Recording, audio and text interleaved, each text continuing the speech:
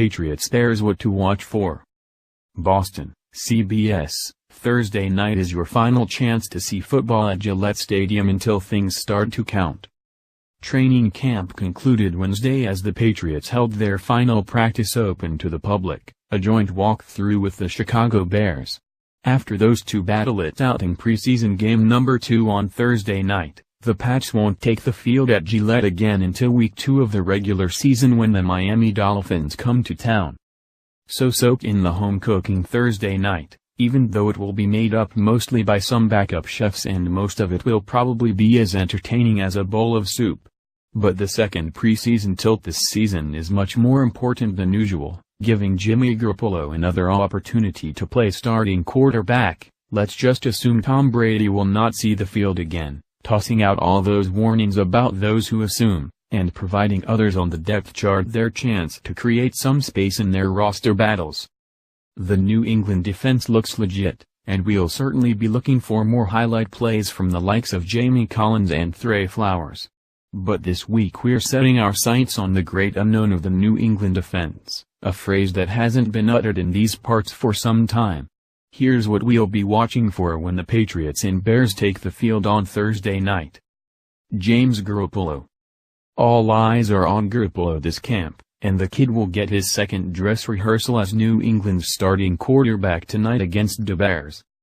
Garoppolo's preseason debut last week wasn't bad, but it was far from perfect.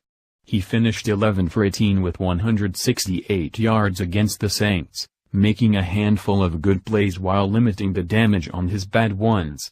His worst pass of the evening came the second quarter when Garoppolo threw across his body and into the Saints' defense on third down, a ball that would have been picked off had it been a regular season defense on the field. Overall, Garoppolo did a good job at something we take for granted with Tom Brady under center, getting the ball out of his hand quickly. He averaged 2.17 seconds on his 18 attempts, but it's when he held on for too long and danced around a little too much that he ran into trouble. We'll see if this is one of the areas he's improved over the last 7 days.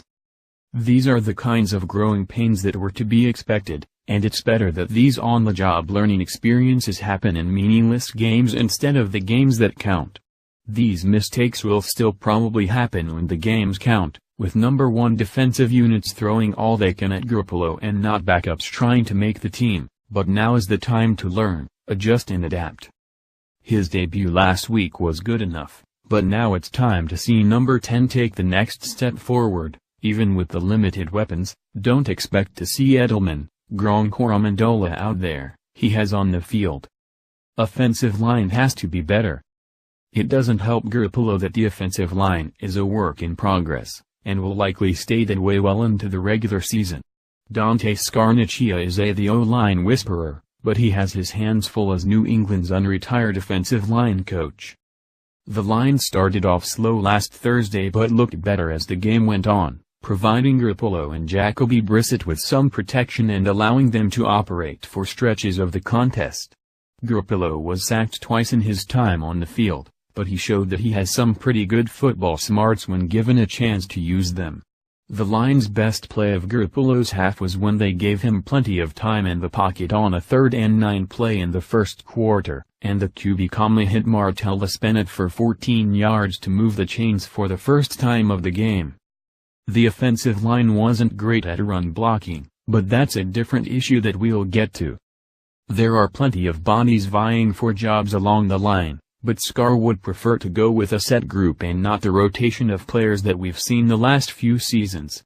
That could prove difficult at the moment, with Sebastian Vollmer still not participating and Jonathan Cooper dealing with the plantar fascia issue that has bothered him since early in camp. But with those players down, it has afforded other, younger linemen the chance to show their ability, notably rookie Joe Thuney. Thuney looks like the favorite to land the starting left guard job, with Shaq Mason over on the right side. It also appears Brian Stork is tightening the battle for New England's starting center job, after David Andrews got the nod last week. Stork, who battled a concussion earlier in camp, brought some fire to the field during the joint sessions with Chicago, the kind of toughness that Scarnecchia loves from his linemen. Left tackle Nate Sauter played in his first game since October 11, 2015 last Thursday, and that showed. His return to form, the good form, is imperative for the Patriots and Brady/Garoppolo's blind side this season. He'll have to be better as the regular season inches closer, but we'll give him a slight pass for last week given his return from a biceps tear. The offensive line is always a point of emphasis for the Patriots, whether a 39-year-old All-Pro is under center or a 24-year-old making his first career start. And it's not just important for the man making all the passes. Do the Patriots have a running back? They have several of them on the depth chart at the moment, but do the Patriots have any running backs that can actually contribute? Tyler Gaffney made the best case against the Saints, identifying a giant hole in the defense and turning it into a 44-yard touchdown run in the third quarter. He finished with 64 rush yards on 9 carries in his first game in 2 years, and he has a shot to be the team's starting running back in Week 1. While it's a great story, that just helps to illustrate the concern at the position. Dion Lewis was dynamic last season until he got hurt in Week 8, and he has yet to hit the field this summer.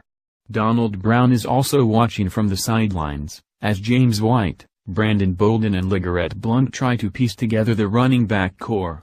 Blount racked up just 20 yards on 9 carries against the Saints, and while he didn't get much help from the struggling offensive line to start the game, that's still just a 2.2 yard per carry average for a guy that used to bowling over bodies.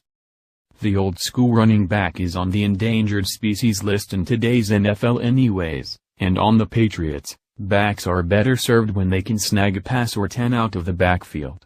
White and Gaffney can both bring that to the table, and even Bolden to a lesser extent. Blount will probably get another start on Thursday, but he may be running out of chances, that is, until it starts to get cold and no opposing defender wants to try to bring down the 250-pounder. With Garoppolo under center for the first 4 games, and giant question marks over some of New England's best offensive weapons, a good option at running back would be a nice luxury that the Patriots just don't have at the moment. We'll see if one of the many bodies on the depth chart can turn into that luxury. No fisticuffs, but some really healthy competition. Joint practice was chippy on Monday. And then again on Tuesday. Wednesday was just a walkthrough, but if players were given a chance to hit each other, things probably would have gone the way of Greco-Roman wrestling again. Now the teams will hit the field on Thursday, and though the game doesn't count, the hits on the field will when it comes to padded ones resume. Malcolm Butler and Bears receiver Alshon Jeffrey had a little slap session on Monday, and then didn't see much of each other on the field on Tuesday. It'll be interesting if they line up across from each other Thursday night, even if they let their play do the talking and not their emotions. It's always fun to watch Butler go to work on another team's number 1 receiver. Stork let his temper get the best of him and got booted from practice on Tuesday, followed by several other little scraps during the practice session. We may see more of the same tonight. It felt like these two teams don't like each other on the practice field, and they probably won't like each other on the playing field either.